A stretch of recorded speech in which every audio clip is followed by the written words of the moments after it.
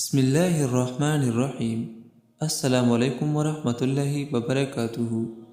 آج ہم ایک بہترین حدیث کے بارے میں پڑھیں گے جو حضرت ابی مالک اشعری رضی اللہ تعالیٰ عنہ نے نقل کی ہے، اور اس میں ایک بہترین دعا بیان کی گئی ہے، یعنی کہ ایک دعا کسی بھی وقت آپ پڑھ سکتے ہیں جس کا ثواب زمین اور آسمان کے درمیان جتنا ثواب ملے گا۔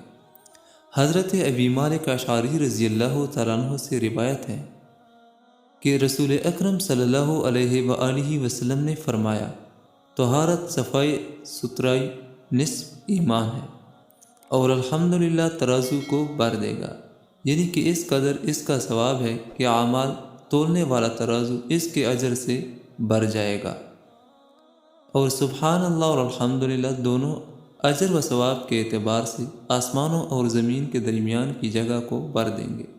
اور نماز نور ہے، اور صدقہ مومن ہونے کی دلیل ہے، اور صبر روشنی ہے، اور قرآن یا تو تمہارے موافق کی دلیل ہوگا اگر سمجھ کر پڑھا اور اس پر عمل کیا، ورنہ تمہارے خلاف دلیل ہوگا۔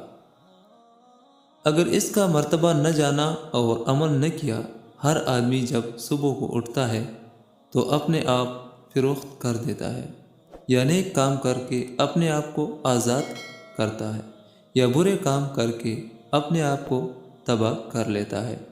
یہ حدیث امام مسلم نے نقل کی ہے۔